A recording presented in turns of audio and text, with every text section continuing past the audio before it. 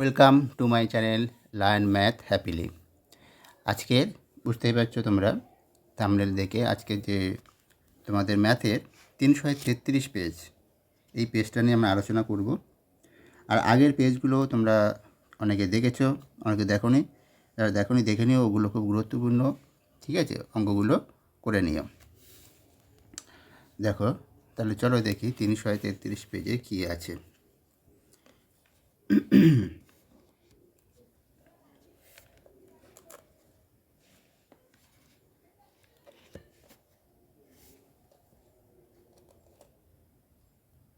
প্রথমে যে অঙ্কটা আছে সেটা হলো আসল ও বার্ষিক সবৃদ্ধি মূল্যের অনুপাত 20:21 হলে বার্ষিক সুদের হার কত হবে।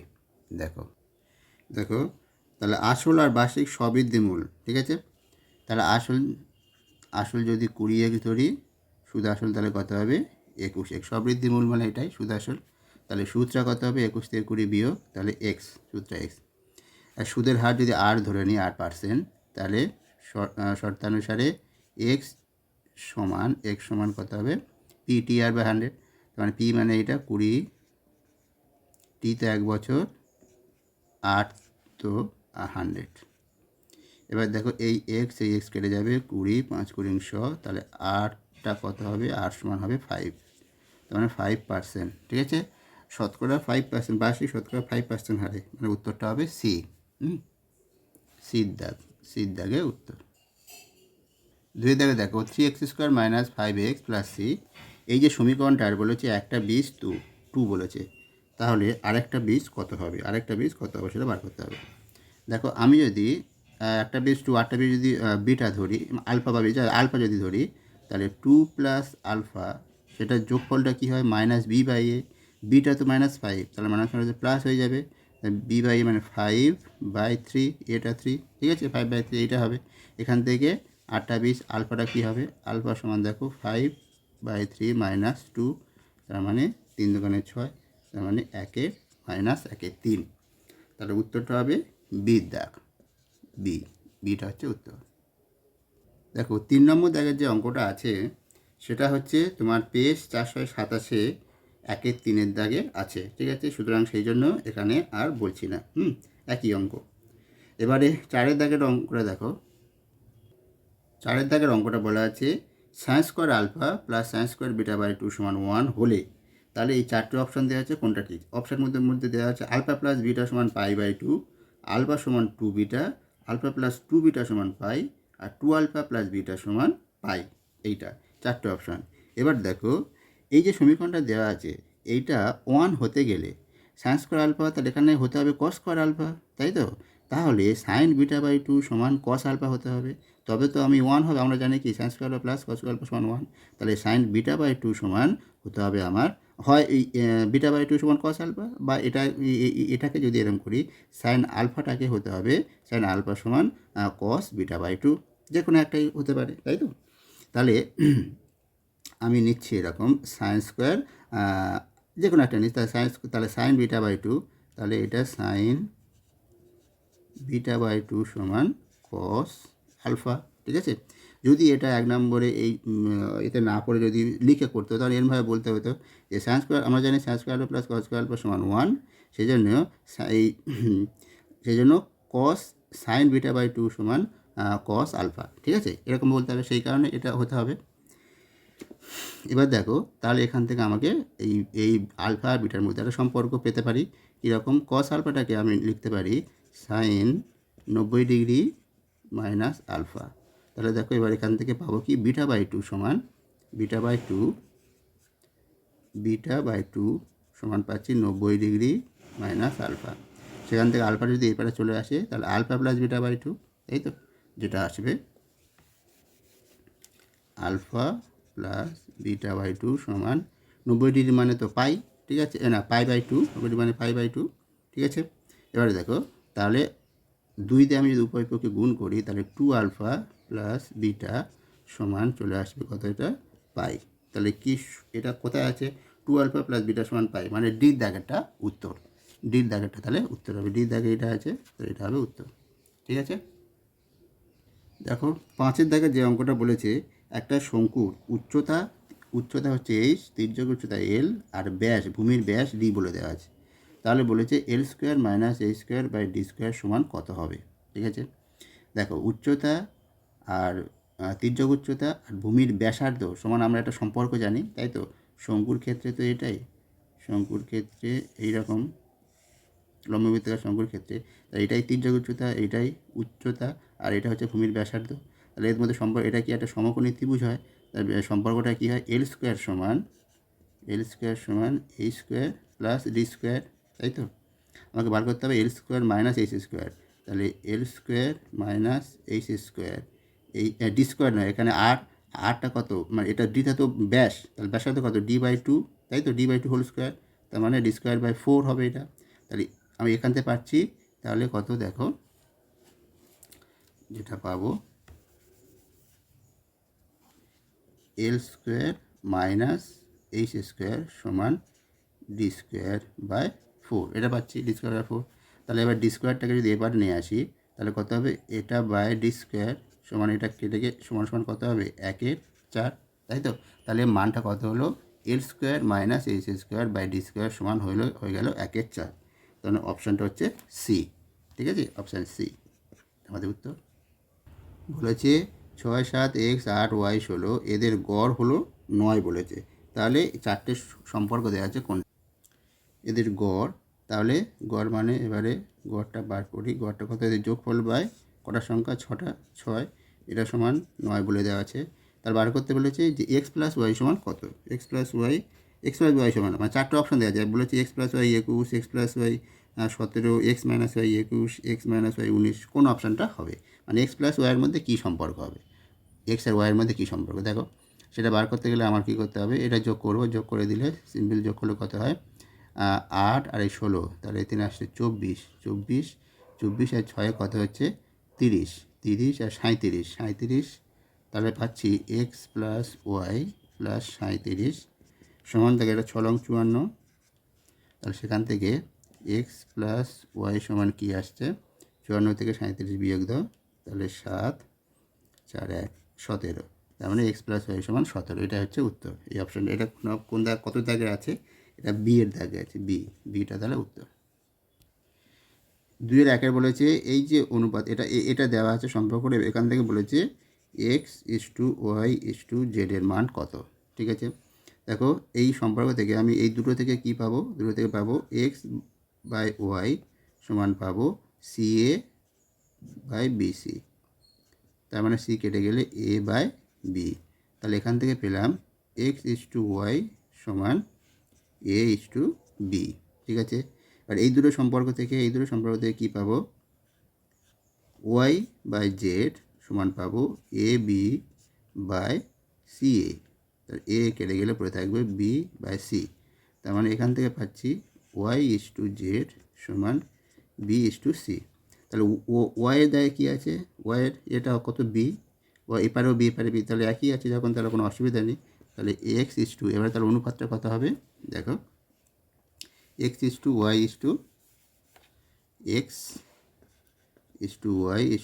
সমান তাহলে হবে a:/y, তো b:/c। ঠিক আছে, এটাই তাহলে উত্তর।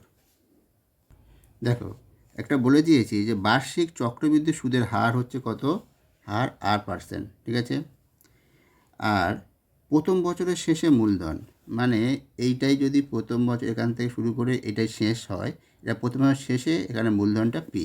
ঠিক আছে, প্রথম বছর হয়েছে। এবার বলছি তৃতীয় বছরের শুরুতে মূলধন তাহলে কত হবে, তৃতীয় বছরের শুরুতে মূলধন কত হবে, ভালো করে একটু অঙ্কটা বোঝার চেষ্টা করো। প্রথম বছর এইটা, এখান থেকে এই পর্যন্ত গেলে দ্বিতীয় বছর, আর এখান থেকে এই পর্যন্ত গেলে তৃতীয় বছর চলবে, এখান থেকে তৃতীয় বছরের শুরু, কিন্তু এখান থেকে তৃতীয় বছরের শুরু হয়ে এখানে শেষ তৃতীয় বছর। তাহলে বলি যে তৃতীয় বছর শুরুতে মূলধন মানে কত, তার মানে পি টাকাটা 8% হারে খাটবে ক বছর, 1 বছর খাটবে, তৃতীয় বছর শুরু মানে তো এইটাই তো, তাহলে এখান থেকে এইটুকু আসতে তো 1 বছর সময়, তাহলে এখানে এক বছর খাটবে, তো 1 বছর চক্রবৃদ্ধি হারে যদি খাটে, তাহলে তার সমীকরণটা কী হয়, P×1 + R/100 whole to the পাওয়ার 1 হয়, মানে এটাই হয়ে যায়, তাই তো? এটাই তাহলে বলেছে, এটাই জানতে চেয়েছে, তৃতীয় বছরের শুরুতে মূলধন, আর এটাই তো তৃতীয় বছর, মানে এই তৃতীয় বছরটা তো তৃতীয় বছর। ঠিক আছে, এটা 1 বছর, এটা দ্বিতীয় বছরের শুরু, মানে এটা দ্বিতীয় বছর শেষ, মানে তৃতীয় বছরের শুরু। ঠিক আছে, তাই হচ্ছে তো, এখান থেকে এই পর্যন্ত দ্বিতীয় বছরের শেষ, তাই তৃতীয় বছরের শুরু, তৃতীয় বছর যে শুরু এটা 2 বছর, ঠিক আছে, 2 বছর হচ্ছে, বছরটা 2, এখানটা 1 বছর, বছরটা 2, কিন্তু এটা তৃতীয় বছরের শুরু, তাহলে তৃতীয় বছরের শুরুতে মূলধনটা এটাই, মানে যেটা 1 বছর কেটেছে এখান থেকে এই পর্যন্ত, ঠিক আছে, তাহলে বোঝা গেল এটাই হয়ে যাবে উত্তরটা, ঠিক আছে। এটা কিন্তু লিখে এরকমভাবে করতে হবে না, এটা শূন্যস্থান পূরণ আছে, তা শূন্যস্থান পূরণে শুধু এটাই বসিয়ে দেবো, ঠিক আছে। দেখো এবার বলেছে এই যে চলরাশিগুলো লিখেছি, এই চলরাশিগুলোর ঊর্ধ্বক্রমে সাজানো আছে, মানে ছোটো থেকে বড় এটা সাজানো আছে। এবার তাহলে চলরাশিগুলোর মধ্যমা কত হবে সেটা লিখতে হবে। মধ্যমা কত হবে, মধ্যমা কত হবে বলো, যেহেতু 100টা, তাহলে মধ্যমান দুটো, সেই দুটো মানে যোগফল বাই 2, মধ্যমান কোনটা হবে 100/2, আর তার পরেরটা 100/2 মানে কত, 50 নম্বর পদ, মানে x50 প্লাস x51/2, এটাই হয়ে গেল মধ্যমা, বোঝা গেল। এটা লিখে দেবো শূন্যস্থানে এটা। দেখো বলে দিয়েছে এবিসি ত্রিভুজের এবি বা ওর মধ্যবিন্দু ডি আর এসি বা ওর মধ্যবিন্দু ই, তাহলে বলেছে এডি ইজ টু এবি, এটা সমান কত হবে ড্যাশ, ঠিক আছে, এটা সমান কত হবে, তাহলে এটা দেখো কী করে বার করব। এটা সমান দেখো, দেখো এখান থেকে যদি আমি একটা সরলরেখা টানি, মানে সংযোগ ডি আর বি ই যদি সংযোগ করে দিই, তাহলে এদের মধ্যে সম্পর্কটা কী হবে, এদের সম্পর্কটা হচ্ছে এরা সমান্তরাল হবে, তাই তো, যেহেতু মধ্যবিন্দু সমান্তরাল হবে, এবং ডিটা হবে বিসির হাফ।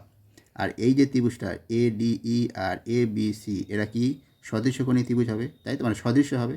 সদৃশ্য যদি হয় তাহলে তার ক্ষেত্রে সম্পর্কটা কী হয়, যে এই ত্রিভুজের একটা বাহু এডি বা এই ত্রিভুজের একটা বড় ত্রিভুজের একটা বাহু এবিসি ত্রিভুজের এবি, এরা সমান কী আসবে, এই ত্রিভুজের একটা বাহু ডি বি হয়ে গেল, এটা ডিই কাটা ডি বাই বিসি, তাই তো। এবার দেখো এইটা বার করতে বলেছে, এডি বাই এবি বার করতে বলেছে, আর ডিটা কি, ডিটা মানে ডি সো কী জানি, বিসির হাফ, তাহলে হাফ বিসি, আর নিচে তো বিসি আছে, তাহলে বিসি বিসি কেটে গেল, তাহলে এডি বাই এবি সমান কী চলে এলো 1:2, তাহলে এটাই হচ্ছে উত্তর, বোঝা গেল। দেখো এটা বলেছে দুটো গোলকের আয়তনের অনুপাত এটা, তাহলে তাদের বক্রতলের ক্ষেত্রফলের অনুপাত কত। আয়তন, গোলক আয়তন সূত্র কি, 4/3 পাই দুটো গোলক, একটা যদি ব্যাসার্ধ R1 ধরি, 4/3 পাই R3 R1 কিউ, আর এটা 4/3 পাই R2 কিউ, ঠিক আছে।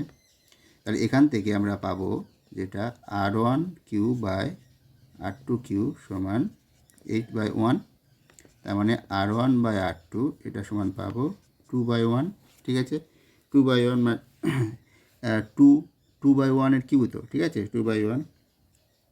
এবারে দেখো, এবার বক্রতলের ক্ষেত্রফল অনুপাত, বক্রতলের সূত্র আমরা কি জানি, বক্রতলের সূত্র আমরা জানি গোলকের বক্রতল মানে সমগ্রতল যেটা 4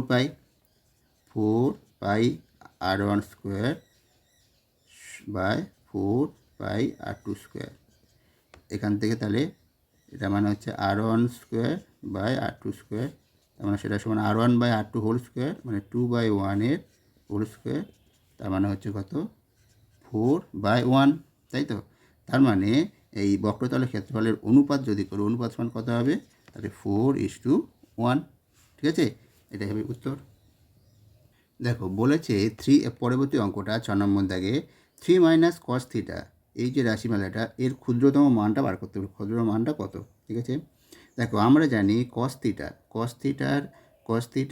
থিটার যে কোনো মানে, cos থিটার মানটা কি হয়, cos থিটার মানটা হয় cos থিটা, এটা 1-এর থেকে ছোট হয়, আর -1-এর থেকে বড়, -1-এর থেকে বড়, যে থিটার যে কোনো মানে, ঠিক আছে, যে কোনো মানে এই -1 1-এর মধ্যে থাকে cos থিটার মানটা, ঠিক আছে।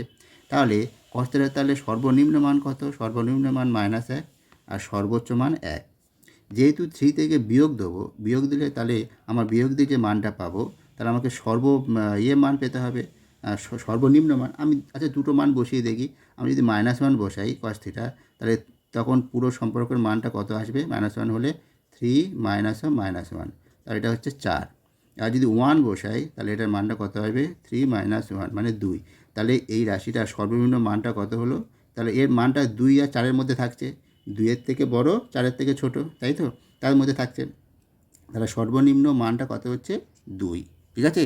তাহলে আমি পেলাম 3 - cos থিটার সর্বনিম্ন মানটা হবে 2, ক্ষুদ্রতম মান 2। এখানে অঙ্কটাতে যেটা আমরা 3 মাইনাস কস থিটা অঙ্কটাতে আমি শুধুমাত্র প্রশ্ন আসতে পারে তোমাদের, কেন আমি শুধুমাত্র -1 বসে দেখবো, আর তো মান আছে। হ্যাঁ, শুধুমাত্র -1 বসে দেখলেই হবে, কেননা এর তো সর্বোচ্চ মান তো এক, তাহলে তার থেকে তো বেশি হতে পারে না। তা আমি এক বসাবো, আর সর্বনিম্ন মান তো এক, মানে এর থেকে তো আর কম হতে পারে না, সেটাই বসাবো কস থিটার, তাই না? আর মাঝের কী আছে দেখার দরকার নেই, আমি সর্বোচ্চ আর সর্বনিম্ন মান নিয়ে দেখবো এর মানটা কী আছে। ঠিক আছে, তাহলে বুঝতে পারবো এর সর্বোচ্চ আর সর্বনিম্ন মানটা কী হবে, মানে পুরো রাশিটার। আমার অন্য কোনো মান দরকার নেই। বোঝা গেল? এটাই হচ্ছে নিয়ম।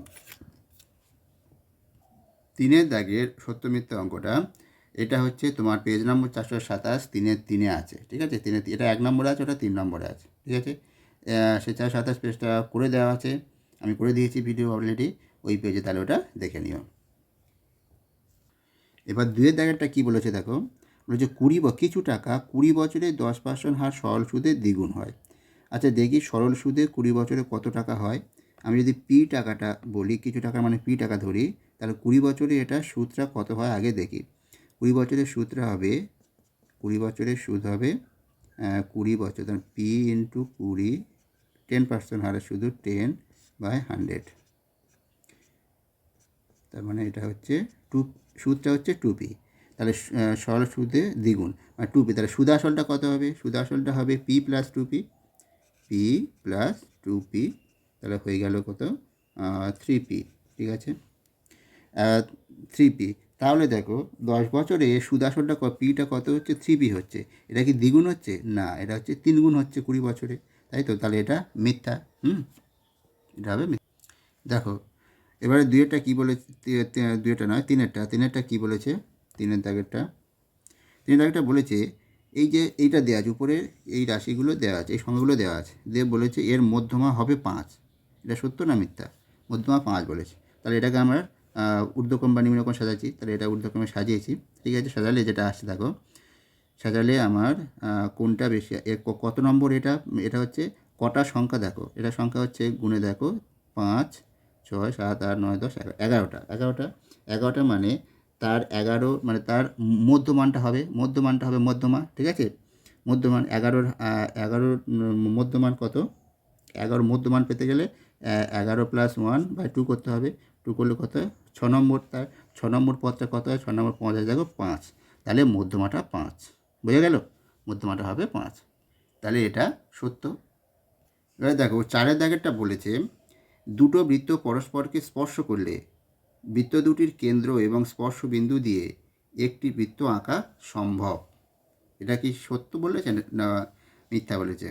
দেখো দুটো বৃত্ত পরস্পরকে যদি স্পর্শ করে, তাহলে কেন্দ্র ও স্পর্শ বিন্দু দিয়ে একটি বৃত্ত আঁকা কি সম্ভব? পরস্পরকে স্পর্শ করলে, সেটা অন্তঃস্পর্শ হোক বহিঃস্পর্শ হোক, যাই স্পর্শ করি না কেন, স্পর্শ করলে দেখো একটু যদি আমি দেখি, এই দুটো বৃত্ত পরস্পরকে যদি বহিঃস্পর্শ করে, এই কেন্দ্র, এই দুটো কেন্দ্র আর এটা স্পর্শ, এরা কি মিলে একটা বৃত্ত, মানে এই 3টে পয়েন্ট কি একটা বৃত্তের মধ্যে থাকবে?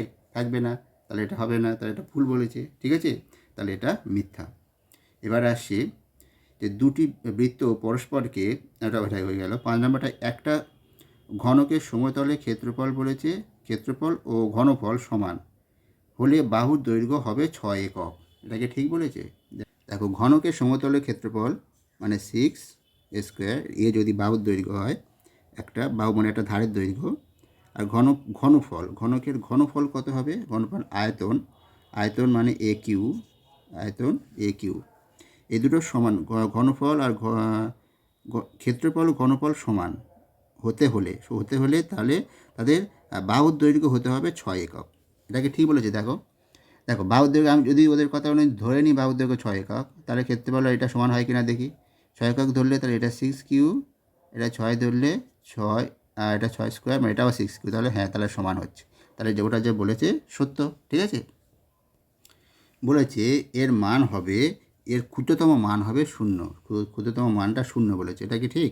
দেখা যাক, এটা সমান যদি আমি এরকম ভেঙে করে নিই, 4 cos square theta plus cos square theta plus sine square theta, তাহলে সেটা সমান কী চলে এলো দেখো, তাহলে 4 cos square theta plus 1 cos করতে পারে সাইন স্কোয়ার থিটার মান 1। ঠিক আছে, এবার দেখো আমি তো আগের একটা অঙ্কতে বলেছিলাম cos থিটা কস থিটার সর্বোচ্চ মান হচ্ছে কস থিটার মান হচ্ছে -1 আর 1-এর মধ্যে সর্বোচ্চ যে কোনো মানে থিটার যে কোনো মানে -1 1-এর মধ্যে, তাহলে এর ক্ষুদ্রতম মান হচ্ছে -1 আর বৃহত্তম মান হচ্ছে 1।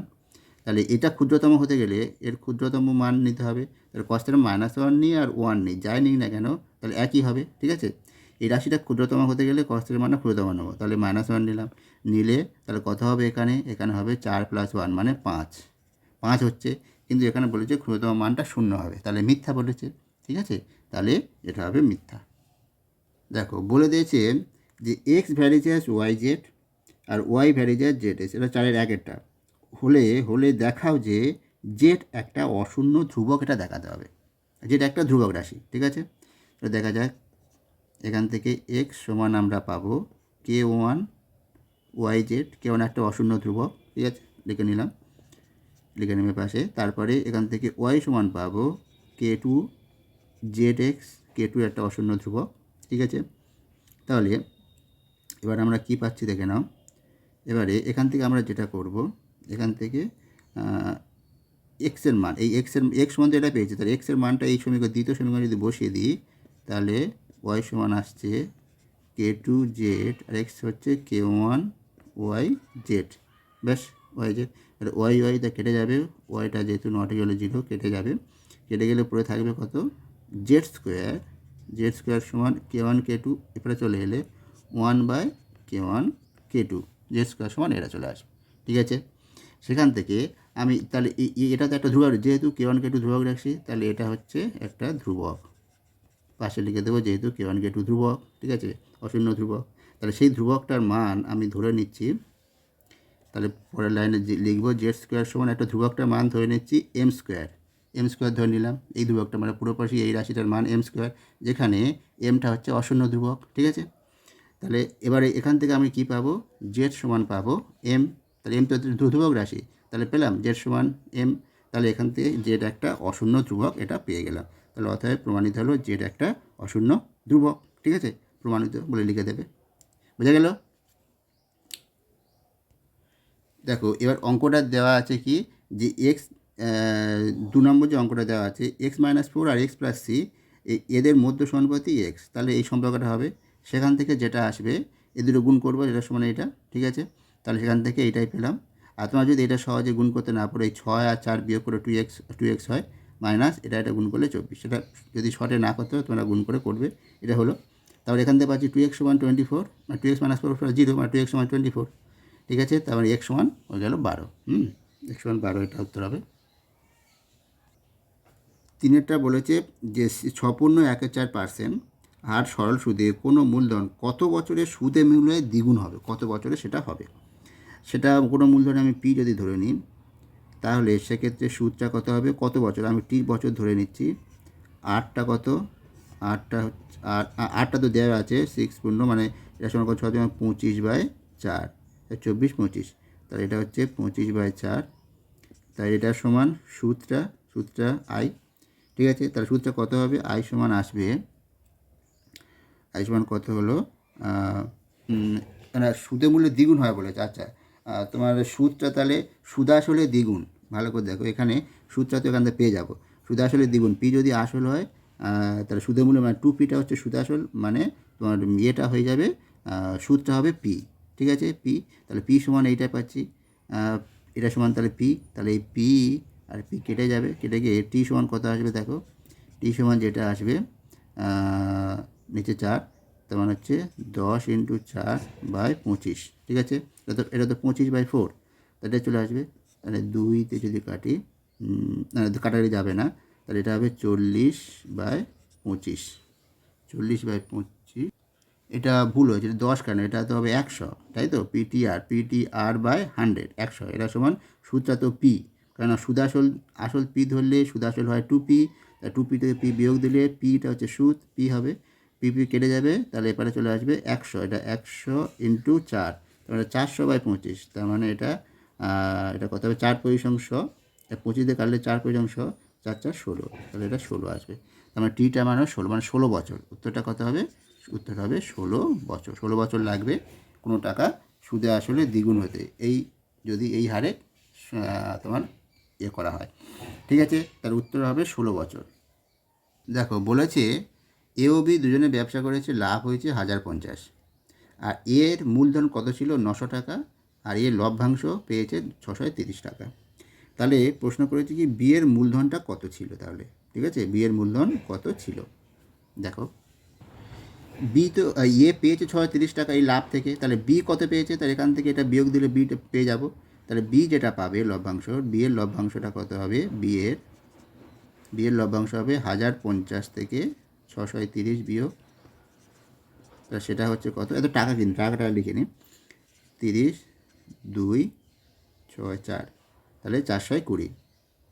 ঠিক আছে, 420 টাকা বি পাবে, 420 টাকা। তাহলে এবারে এই দুটোর, তাহলে তাদের লভ্যাংশের অনুপাতটা কত টাকা, লভ্যাংশের অনুপাত 630/420। এবার দেখো আমরা জানি কি যে লভ্যাংশের অনুপাত যা হয় আর মূলধনের অনুপাত তাই হয়।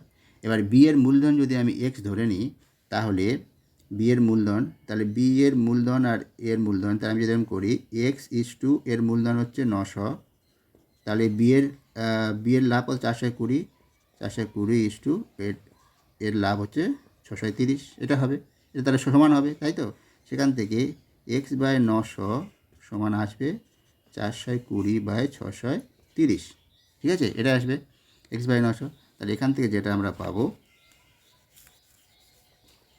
কী পাচ্ছি দেখো, এক্সের মানটা, এক্সের মান এক্স সমান পাবো 420 × 900/630, তার মানে কেটে গেল 9 7 লং 63, কাটলে 7 6 42, তাই তো, এটা কেটে গেল। তাহলে পড়ে থাকছে কটা, আর এখানে 10 থাকছে 0 আর 600, তার মানে হচ্ছে 600 টাকা, তাই তো। তাহলে এক্সের মূলধন কত হবে, 600 টাকা। এক্সের নয়, এটা হচ্ছে বি এর মূলধন। দেখো কি বলেছে, বলে দিয়েছে এবিসিডি হলো একটা বৃত্তস্থ চতুর্ভুজ, ও তার কেন্দ্র, আর এই যে কোণটা সিওডি কোণ 120 ডিগ্রি, আর বিএসি কোণ বলেছে 30 ডিগ্রি, ঠিক আছে। তাহলে বার করতে হবে বিওসির মান আর বিসিডির মান। দেখো কীভাবে বার করতে হবে দেখে নাও, খুব ভালো অঙ্ক এটা। দেখো আমরা সিওডি, এই যেটা কোণটা, এই কেন্দ্রস্থ কোণ, ঠিক আছে, এটা হলো কেন্দ্রস্থ। যদি আমি চাপটা এটা ধরি, এই চাপটা ধরি সিডি চাপ, এই চাপটা, ঠিক আছে, তাহলে সি, এটা যদি পি বলি, তাহলে সিপিডি এই চাপের উপর কেন্দ্রস্থ কোণ কোনটা, সম্মুখ কেন্দ্রস্থ কোণ এইটা সিওডি, আর পরিদৃষ্ট কোণ কোনটা হচ্ছে, দেখো পরিদৃষ্ট কোণ বা বৃত্তস্থ কোণ সিএডি, ঠিক আছে, সিএডি এই কোণটা হচ্ছে পরিদৃষ্ট কোণ সিএডি। তাহলে পরিদৃষ্ট কোণটা কি, এর কী হবে, এর হাফ হবে কেন্দ্রস্থ কোণের হাফ।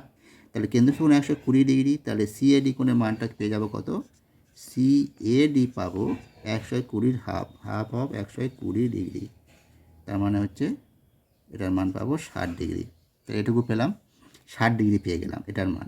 আর এটার মান তো বলে দেওয়া আছে কত, এটার মান 30 ডিগ্রি বলে দেওয়া আছে, তাহলে এই দুটো মিলে কত পেলাম, 90 ডিগ্রি। তাহলে দেখো আমরা জানি বৃত্তস্থ চতুর্ভুজের বিপরীত কোণগুলো কী হয়, পরস্পর সম্পূরক। এটা 90 হলে তাহলে এটা হবে 180 মানে 90, মানে এটাও হবে 90। তাহলে দেখো আমাদের এটা চেয়েছিল বিসিডি, সেটা তাহলে কত পাবো, সেটা পাবো দেখো পেয়ে গেলাম 90 ডিগ্রি, সেটা তাহলে 90 ডিগ্রি পেয়ে গেলাম, এটা একটা। এবার বার করতে হবে বিওসির মানটা। এবারে দেখো সিওডি তো 120 ডিগ্রি দেওয়া আছে সিওডি, এবার এই যে বাহুটা সিও ওডি, এটা কি আবার ওবি, এটা সবই তো বৃত্তের ব্যাসার্ধ, মানে এই দুটো দৈর্ঘ্য সমান হলে এই যে ত্রিভুজটা ও সিডি, ত্রিভুজ ও সিডি এর ক্ষেত্রে কি পাবো, তাহলে এই দুটো বাহু সমান, তাহলে এই দুটো কোণও সমান, এই কোণ দুটো সমান, আর এই কোণটা 120 ডিগ্রি। তাহলে এটা 120 ডিগ্রি হলে এই দুটো কোণের সমষ্টি তাহলে কত হবে, 180 থেকে 120 বিয়োগ দিলে কত হবে, 60 ডিগ্রি। তাহলে দুটো কোণের সমষ্টি যদি 60 হয়, দুটো কোণ সমান হয়, তাহলে প্রতিটা কোণ কত হবে, 30 ডিগ্রি করে, 30 ডিগ্রি পেয়ে গেলাম। তাহলে দেখো এই যে কোণটা ও সিডি, এটা 30 ডিগ্রি পেয়ে গেলাম। ও সিডি কোণটা এই কোণটা 30 ডিগ্রি পেয়ে গেলাম। তাহলে এই যে পুরো কোণ থেকে এই 30 ডিগ্রি বাদ দিলে, তাহলে এই কোণটা ও সিবি কোণ, ও সিবি কোণটা তাহলে কত হবে, 90 থেকে 30 বাদ দিলে এটা হবে 60 ডিগ্রি। তাই এটা তো 90 ডিগ্রি পেয়ে গেছি আমরা, বিসিডি 90 ডিগ্রি আমরা পেয়ে গেছি আগে, ঠিক আছে, বিসিডি কোণটা 90 ডিগ্রি পেয়ে গেছি। তাহলে এটা হলো 60 ডিগ্রি, ও সিবি 60 ডিগ্রি। এবার এই যে ত্রিভুজ দেখো ও সিবি ত্রিভুজের ক্ষেত্রে এবার দেখবো আমরা ও সিবি ত্রিভুজ ও সিবি এর ক্ষেত্রে কি হবে, ওসিবির ক্ষেত্রে এই দেখো এই বাহুটা আর এই বাহুটা সমান, মানে ওসি ওবি সমান, তার মানে এই কোণটা সমান হবে, তাই তো। তাহলে এই কোণটা আমরা পেয়ে গেছি কত, 60 ডিগ্রি, এটা 60 ডিগ্রি পেয়ে গেছি। তাহলে এই কোণটা আবার 60 ডিগ্রি হবে, 60 ডিগ্রি, তাহলে 60 মিলে কত, 120, আর তিনটা কোণের সমষ্টি কত, 180 হতে হবে। তাহলে 180 থেকে 120 বিয়োগ দিলে তাহলে এই কোণটা পেয়ে যাবো। তাহলে তাহলে কত হবে, বিয়োগ দিলে এটা হবে 60 ডিগ্রি। তাহলে এই কোণটা পেয়ে গেলাম কত, বি ও সি, এই কোণটা হয়ে গেল 60 ডিগ্রি। বুঝা গেল? এইভাবে কিন্তু আমি মুখে মুখে বলে দিলাম, তোমার ওদের যুক্তি দিয়ে পরপর করে করে যেতে হবে। বুঝতে পারলে? কারণ এটা হচ্ছে 2 নম্বরের প্রশ্ন, করে যেতে হবে এরকমভাবে। তাহলে আমরা 60 ডিগ্রি এটা পেয়ে গেলাম, 60 ডিগ্রি, আর বিসিডি আমার পেয়ে গেলাম, বিসিডি কত পেয়েছিলাম, 90 ডিগ্রি। তাহলে এই হয়ে গেল আমাদের উত্তর, 60 আর 90। দেখো কি বলেছে 6-টা, এবারে ও কেন্দ্রীয় বৃত্ত, এটা ও কেন্দ্রীয় একটা বৃত্ত, বৃত্তের বলেছে পিএ পিবি দুটো স্পর্শক, পিএ আর পিবি, ঠিক আছে, পিএ আর পিবি, এই পিএ এদিকে আর এইভাবে একটা স্পর্শক। তাহলে দেখো তারা মিলিত হচ্ছে একটা বিন্দুতে। তাহলে যদি, আর এবিটা বলে দিয়েছে, এবিটা হচ্ছে ছোট স্পর্শক, মানে ছোট বৃত্তচাপ, এবিটা হলো ছোট বৃত্তচাপ। তাহলে এবিটা হয় এদিকে হতে পারে, এদিকে যে কোনো দিকে হতেই পারে বৃত্তচাপটা, ছোটো বৃত্তচাপ এবি। তাহলে বৃত্তচাপ যদি ছোট হয় তাহলে স্পর্শক দুটো কোন দিকে হয়, স্পর্শক দুটো নিশ্চয়ই ওই দিকে। যদি আমি এই দিকে চাপটা নিতাম তাহলে এই দিকেই হতো, আর যদি এদিকে চাপ নিয়েছি তাহলে স্পর্শক দুটো এই দিকেই হবে, এই দিকেই মিলিত হবে। তাহলে এইভাবে চলে যাবে, মিলিত হবে এই দিকেই, ঠিক আছে, এটুকু আমাদের ক্লিয়ার হয়ে গেল। আর মিলিত হয়েছে কোন বিন্দুতে, বলছে মিলিত হবে সি বিন্দুতে, এটা সি বিন্দুতে বলে গেল।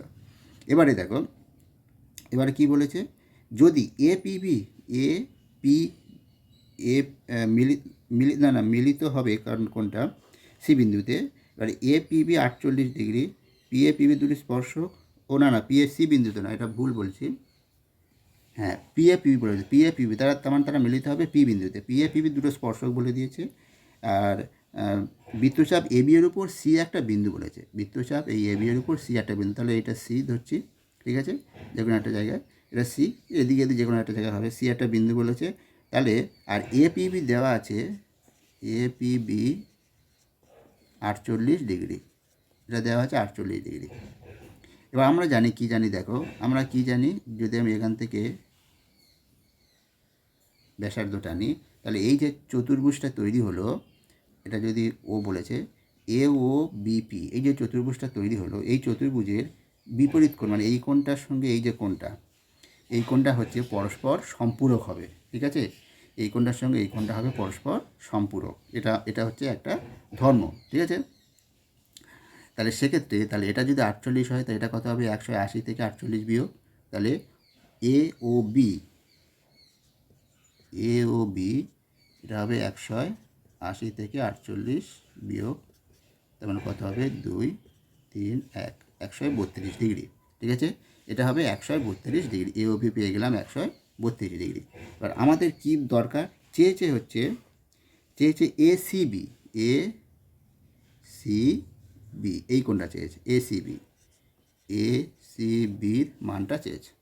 এ সি বির মানটা কী করে পাবো, ঠিক আছে, দেখে নাও, ভালো করে বোঝার চেষ্টা করো। এবারে এইটা আমরা তো পেয়ে গেলাম, এইটা, এই যে বৃত্তচাপ, এই বড় বৃত্তচাপ, এইটা হচ্ছে, এদিকটা হচ্ছে ছোটো বৃত্তচাপ, ঠিক আছে, এ থেকে বি এদিকে ছোটো বৃত্তচাপ, আর এপার থেকে এইটা, এই যে পুরোটা হচ্ছে বড় বৃত্তচাপ। এই বড় বৃত্তচাপের কেন্দ্রস্থ কোণ কোনটা বলো তো, এই প্রবৃদ্ধ কোণ, যেটা প্রবৃদ্ধ এ ও বি কোণটা, ঠিক আছে, প্রবৃদ্ধ এ ও বি। তাহলে এই এ ও বি কোণটা তো আমরা পেয়ে গেছি 132, তাহলে প্রবৃদ্ধ এ ও বির মানটা কত হবে, 360 থেকে 132 বিয়োগ হবে। তাহলে দেখো কেন্দ্রস্থ কোণটা আমরা যেটা পাবো, 360 ডিগ্রি থেকে 132 বিয়োগ হবে, তাহলে 8 2 228 ডিগ্রি পেয়ে গেলাম প্রবৃদ্ধ কোণ। এবারে এই পুরো বৃত্তচাপ যেটা, অধিবৃত্তচাপের কেন্দ্রস্থ কোণ এটা পেয়ে গেলাম প্রবৃদ্ধ, আর পরিদৃষ্ট কোণ কোনটা, পরিদৃষ্ট কোণটা এইটা এসিবি তো, তাহলে কেন্দ্রস্থ কোণের হাফ হবে ইয়ে কোণ, তাই তো, তোমার বৃত্তস্থ কোণ বা পরিদৃষ্ট কোণ, তাহলে এর হাফ করলে কত হবে, 228 ডিগ্রির হাফ করলে কত, হাফ করলে দেখো 114, তার মানে পেয়ে গেলাম এসিবির মানটা হবে কত, 114 ডিগ্রি। তাহলে বুঝতে পারলে, তাহলে এইভাবে কিন্তু যুক্তি দিয়ে তোমাদের লিখে করতে হবে। তোমাদের নিয়মটা মানে যুক্তিগুলো এগুলো সব কিছু বুঝিয়ে দিলাম, আশা করি তোমরা বুঝতে পেরেছো, সেইভাবে সবগুলো করবে।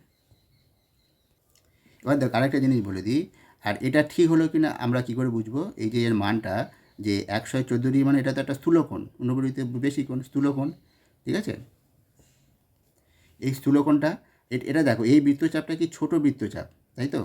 মানে ছোট, এটা হচ্ছে বড় বৃত্তাংশ, যদি বড় বলি এটা বড় বৃত্তাংশ, এটা ছোট বৃত্তাংশ, মানে অর্ধ বৃত্তাংশের থেকে বড় বৃত্তাংশে যেসব কেন্দ্রস্থ কোণ হয় সেগুলোর মান কি তোমার সেগুলো হচ্ছে সব স্থূলকোণ হবে, না স্থূলকোণ না, সেগুলো হবে সূক্ষ্মকোণ।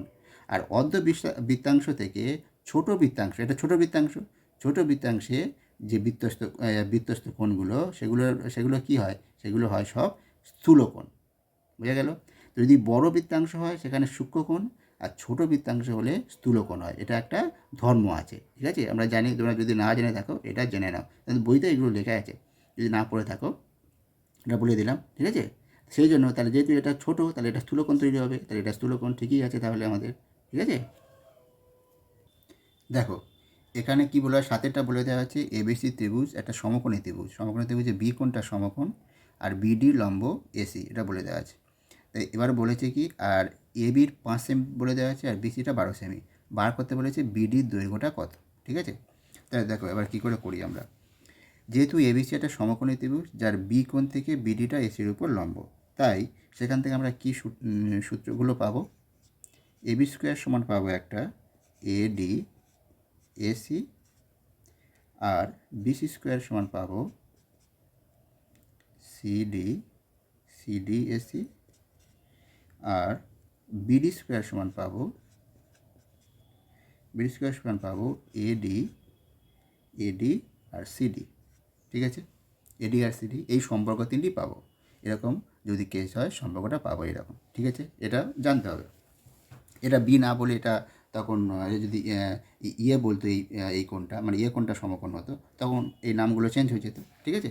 তাহলে এইটা হয়ে যাবে, এটা সূত্রটা কিন্তু মনে রাখতে হবে। তাহলে এইটা হলো, তাহলে সেখান থেকে দেখো আমরা বিডির মানটা কী করে পাচ্ছি। এবার দেখো আমরা এবি আর বিসি এই যে সমীকরণ 1 নম্বর, এটা যে 2 নম্বর দিয়ে এই দুটো সমীকরণ গুণ করব। গুণ করলে কি আসবে দেখো, এখানে যেটা আসবে এবি স্কোয়ার গুণ করলে এটা আসবে, তাই তো? এবি স্কোয়ার বিসি স্কোয়ার গুণ করলে দেখো এবারে এসি এডি সিডি, আচ্ছা এসি স্কোয়ার, আর এখানে এডি আর সিডি থাকবে, এডি ইন্টু সিডি। এবার দেখো এখানে এডি ইন্টু সিডি মানে কি আছে, বিডি, তাহলে এখানে বসিয়ে দাও এসি স্কোয়ার ইন্টু এখানে তাহলে বিডি স্কোয়ার, ঠিক আছে? এই পর্যন্ত হলো, এই পর্যন্ত একটা সম্পর্ক পেয়ে গেলাম। এবারে দেখো আমরা কি করি, এখানে এবি বিসি আমার মান জানি, কিন্তু এসির মান তো জানি না, এসির মানটা তাহলে কী করে বার করব? দেখো এখানে তো বলে দেওয়া ছিল বি কোণটা সমকোণ, তাহলে এটা লম্ব, এটা ভূমি, আর বিসি 12 আর এবিটা হচ্ছে মানে বিসি 12, হ্যাঁ বিসি 12, এবিটা হচ্ছে 5। তাহলে এবার এসির মানটা কী করে পাবো? তো অতিভুজ, এটা তো অতিভুজ, তাহলে অতিভুজের স্কোয়ার মানে এই দুটো স্কোয়ারের যোগফল, তার মানে 5 স্কোয়ার প্লাস 12 স্কোয়ার, তাহলে সেখান থেকে পাবো কত, 25 প্লাস 144, তার মানে 169, তাহলে এসি স্কোয়ার সমান পেয়ে যাব 169, তার মানে এসি সমান কত, 13, এসি সমান পেয়ে যাব 13, ঠিক আছে? এসির মানটা 13, তাহলে এখানে বসাও এই যে সমীকরণটা, এই সমীকরণে যদি বসিয়ে দাও, এবারে এই সমীকরণে আমরা বসাবো, ঠিক আছে? দেখো এইটা তো আমরা পেয়েছিলাম, আর এসির মান এবির মান সব তো পেয়েছি, এবি তো দেওয়া আছে 5, বিসি দেওয়া আছে 12, আর এসি পেয়ে গেলাম 13, ঠিক আছে? তাহলে এবার বিডির মানটা বার করতে বলেছি, তাহলে সেখান থেকে বিডি স্কোয়ার সমান কী আসছে আগে এটা করে নিই, তাহলে এবি স্কোয়ার বিসি স্কোয়ার বা এসি স্কোয়ার, তাই তো? এবার মানটা শুধু বসিয়ে দেবো, এবিটা 5 মানে এটা 25, বিসিটা 12 144, আর এটা 13 169, তাহলে বিডির মানটা কত হবে, বিডির মান যেটা হবে বিডি সমান আসবে কত, 5, 12 আর 13, তাই তো? এর রুট ওভার হয়ে যাবে তো বিডি সমান, তাহলে 5, 12, 13, কারণ 5, 12, 60, 60/13, 60/13। এবার 60/13কে যদি তোমরা পূর্ণ সংখ্যায় করো তাহলে কত হবে, 13,